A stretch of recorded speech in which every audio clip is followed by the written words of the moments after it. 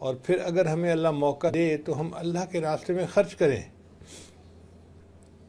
جو انسان کے بس میں ہو وہ خرچ کرے، چاہے تھوڑا ہو چاہے زیادہ ہو، لیکن خرچ کرنے سے اللہ تعالیٰ کے ہاں قرب نصیب ہوتا ہے. بخاری شریف کی ایک روایت ہے، بنی اسرائیل کا ایک عابد تھا، اس نے ایک کمرہ بنایا ہوا تھا اور وہاں پر وہ اللہ کی عبادتیں مصروف رہتا تھا.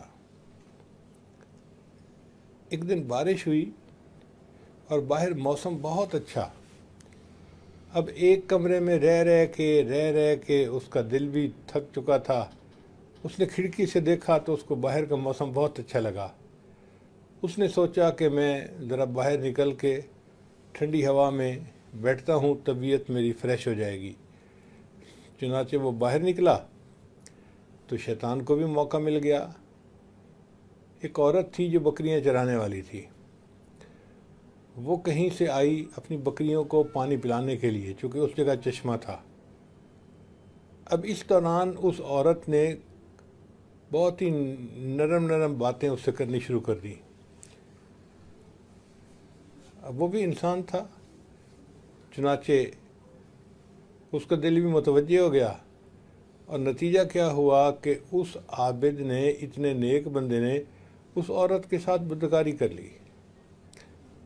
اب جب اس نے گناہ کر لیا تو پھر اس کو احساس ہوا کہ مجھ سے تو بہت بڑا گناہ ہو گیا، مجھے چاہیے کہ میں جلدی غسل کروں اور اللہ کے سامنے توبہ کروں. چنانچہ وہ فوراً اپنے کپڑے جو ہے نا اتار کے، قریب پانی کا چشمہ تھا وہاں پانی کے اندر داخل ہو گیا. جب وہ پانی میں نہا رہا تھا نا تو اس وقت ایک مانگنے والا کوئی آیا اور اس نے آ کے اس عابد کو کہا کہ جی میں بھوکا ہوں، مجھے کچھ دے دو.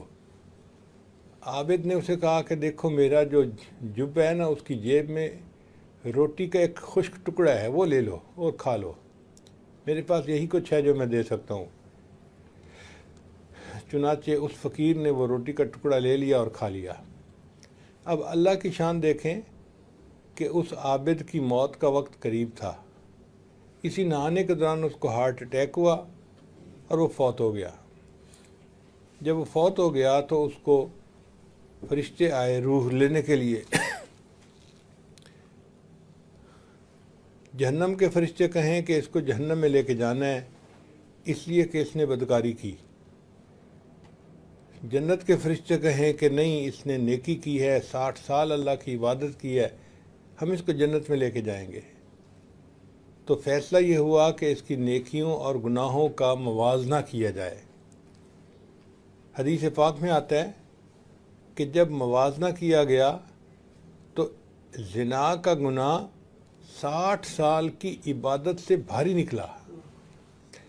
یعنی 60 سال کی عبادت بھی اتنی بھاری نہیں تھی جتنا بھاری ایک مرتبہ اس گناہ کو کرنا تھا. چنانچہ جہنم والے فرشتے کہنے لگے جی کہ اب تو اس کو لے کے جانا ہے جہنم میں.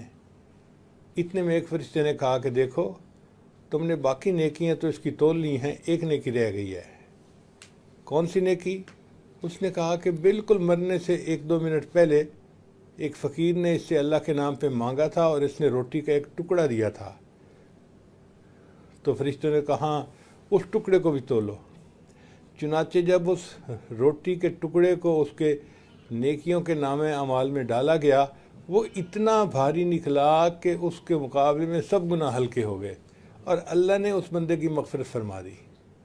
اب آپ بتائیے کہ 60 سال کی عبادت جو گناہ نہ بخشوا سکی، اللہ کے راستے میں ایک خشک ٹکڑا روٹی کا دے دینا اس نے گناہوں کو بخشوا دیا. ہمارے دلوں میں تو یہ شوق نہیں ہے کہ ہمارے پاس ہو کچھ اور ہم اس کو اللہ کے راستے میں دیں، فقیر کو دیں، کسی غریب کو دیں، مہمان کو کھلائیں، پڑوسی کو دیں، اللہ کے راستے میں کسی طرح ہم خرچ کریں. یہ شوق ہونا چاہیے دل میں. جتنا یہ شوق ہوگا اتنا اللہ تعالیٰ آسانی فرما دیں گے. چنانچہ حضرت عمر رضی اللہ عنہ کے دسترخوان پر ایک دن میں 60,000 آدمی کھانا کھایا کرتے تھے. 60,000 آدمی، اللہ اکبر کبیرہ. انسان حیران ہو جاتا ہے. ہمارے قریب میں ایک دیہات ہے، اس میں ایک بندہ ہے جو ہر ہفتے ایک اونٹ ذبح کرتا ہے، اور جس دن وہ ایک اونٹ ذبح کرتا ہے اس کی طرف سے دعوت ہوتی ہے کہ گاؤں کے سب لوگ، مرد، عورتیں، بچے، بوڑھے، اس کے دسترخوان پہ کھانا کھائیں۔ پورے گاؤں کے لوگ اس کے دسترخوان پہ کھانا کھاتے ہیں اور پھر بھی کھانا ختم نہیں ہوتا۔ ایک اونٹ کا گوشت اتنا زیادہ ہوتا ہے کہ پوری بستی کے لوگ کھانا کھاتے ہیں۔ تو ایک صحابی ایسے تھے کہ ان کے دسترخوان کے لیے روزانہ 12 اونٹ ذبح ہوتے تھے۔ اب آپ اندازہ لگائیں کہ کتنے لوگ کھانا کھاتے ہوں گے۔ 12 اونٹ ذبح ہوتے تھے جس کے سالن سے وہ آئے ہوئے مہمانوں کی مہمان نوازی فرماتے تھے۔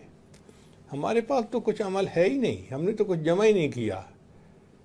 جو ہمارے بڑے تھے، جو اہمیت سمجھتے تھے زندگی کی، وہ واقعی بھاگ بھاگ کے نیکیاں سمیٹنے میں لگے رہتے تھے، بڑھ چڑھ کے کام کرتے تھے، ایک کام پھر دوسرا کام، تھکتے نہیں تھے، بلکہ یوں سمجھیں کہ نیکی کر کر کے تھکتے تھے اور تھک تھک کے پھر نیکی کرتے تھے۔